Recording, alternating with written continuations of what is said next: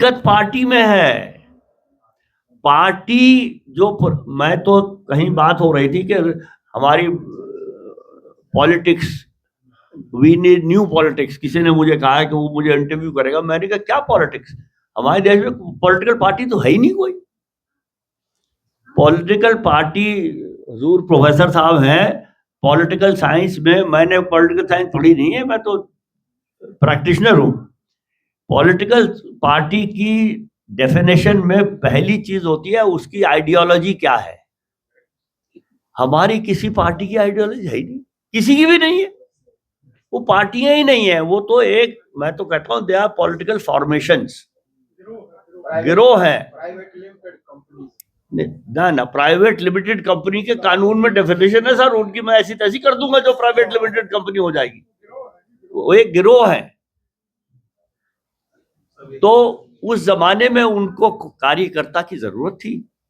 कार्यकर्ता भोले थे, वैसे तो मैं कहता कार्यकर्ता बेवकूफ थे। मैं इसलिए शराफत से बोल रहा हूं, भोले थे। उन्होंने पहचाना नहीं किसके लिए काम कर रहे हैं। कोई भी पॉलिटिकल पार्टी देश के लिए ठीक नहीं है। मुझे लोग गाली देते हैं इस बात पे। पॉलिटिकल पार्टी और पॉलिटिशियन देश के लिए सबसे खतरनाक चीज है आज की तारीख में। पॉलिटिकल पार्टियों को ठीक करना ज्यादा जरूरी है कुछ और करने से, क्योंकि बिना उसके जितने हमारे मेरे दोस्त हैं, गुरु हैं प्रशांत जी, जितनी चीजें उन्होंने गिनवाई बड़ी अच्छी हैं, वो करेगा कौन। ये होना चाहिए, आप प्रोपोर्शनल, मैं कह रहा हूं हाँ जी होना चाहिए, करो। खुद कह रहे हैं, गए थे वो इलेक्टोरल बॉन्ड के बारे में एसआईटी बनवाने।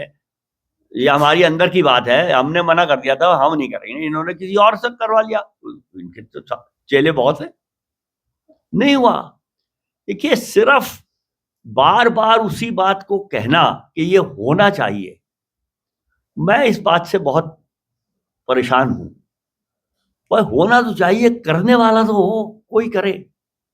तो जागृति जी, राजनीतिक कार्यकर्ताओं को ये समझने की जरूरत है कि राजनीतिक दल वो काम नहीं करना चाहते जो कार्यकर्ता करना चाहते। तो कार्यकर्ताओं को राजनीतिक दलों से मुक्ति पानी होगी और उनको राजनीतिक कार्य नहीं करना, उनको जनता के साथ काम करना और जनता को समझाना है कि ये राजनीतिक दल क्या कर रहे हैं। सारे एक ही आपका हो या तीसरा सुन लीजिए, सिर्फ ऑर्डिनेंस का मिसयूज नहीं हो रहा है, मनी बिल का भी हो रहा है। हमारे केस में 1999 में हमने पिटीशन की, 2001 में हाई कोर्ट ने फैसला दिया कि ये होना चाहिए क्रिमिनलाइजेशन का, एफिडेविट वाला। सो यूनियन ऑफ इंडिया ने स्पेशल लीव पिटीशन कर दी सुप्रीम कोर्ट में। ये तो पार्लियामेंट का काम है, कोर्ट से क्या मतलब। सारी पॉलिटिकल पार्टियां गवर्नमेंट की सपोर्ट में आई थी कोर्ट में। बीजेपी की गवर्नमेंट थी, कपिल सिब्बल कांग्रेस की तरफ से आए थे, बड़ा अच्छा आदमी। समता पार्टी के भी वकील आए थे, जॉर्ज फर्नांडिस की पार्टी थी। तो उन्होंने सबने कहा कि जी ये तो नहीं होना चाहिए, सुप्रीम कोर्ट का नहीं होगा, कारण सुप्रीम कोर्ट ने कह दिया। तो भारत सरकार को, इलेक्शन कमीशन को और भारत सरकार को कहा गया कि ये करो। इलेक्शन कमीशन ने भारत सरकार को चिट्ठी लिखी कि इसके करने का सबसे अच्छा तरीका है कि कंडक्ट ऑफ इलेक्शन रूल्स को अमेंड कर दो। कंडक्ट ऑफ इलेक्शन रूल्स को अमेंड करके किसी की अप्रूवल नहीं चाहिए, सरकार खुद कर सकती है। अमेंडमेंट की कॉपी पार्लियामेंट की टेबल पे रखी जाती है, उसको कोई देखता नहीं, कोई हींग लगे ना फटकरी रंग चोखा आ जाए। सरकार ने कहा नहीं, इसके लिए तो पॉलिटिकल कंसेंसस चाहिए और 2 महीने में नहीं होगा, आप सुप्रीम कोर्ट से और टाइम मांगे। इलेक्शन कमीशन को कहा इलेक्शन कमीशन ने कहा हमें तो टाइम नहीं चाहिए, तुम्हें चाहिए तो तुम जाओ। ये थी हालत। लिंगडो थे चीफ इलेक्शन कमीशन, उन्होंने लिख दिया कि आपको सुप्रीम कोर्ट से और टाइम चाहिए तो आप जाओ, हमें नहीं चाहिए। वो सरकार को क्या मतलब, कोई गया ही नहीं। 2 महीने पूरे होने से पहले इलेक्शन कमीशन ने कानून लागू कर दिया। तब पॉलिटिकल पार्टियों को, ये मैं गलत शब्द इस्तेमाल कर रहा हूं लेकिन अब रहा नहीं जाता, मिर्चें लगी।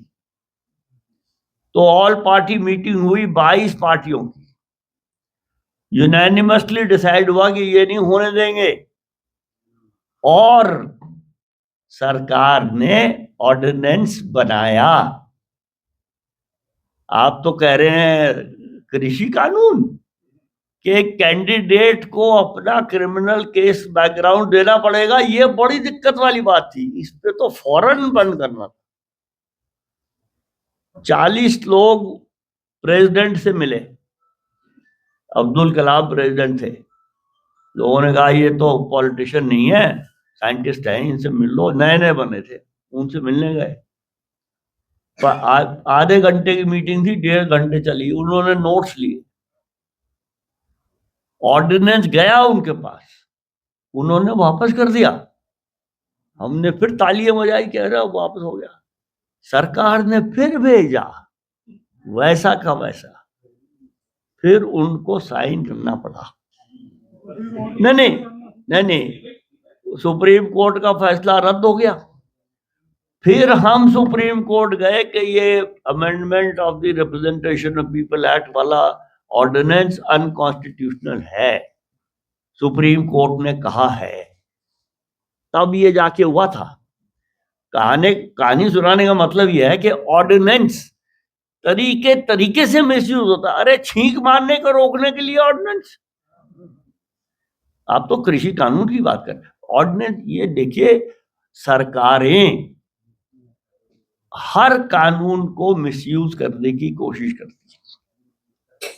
नागरिकों को चौकन्ना रहना पड़ेगा। जो मैंने आपको कहानी सुनाई, आपको शायद पता नहीं होगी, बहुत से लोगों को पता नहीं है, मैं सुनाते हुए नहीं। अरे कहां कहां सुनाओ।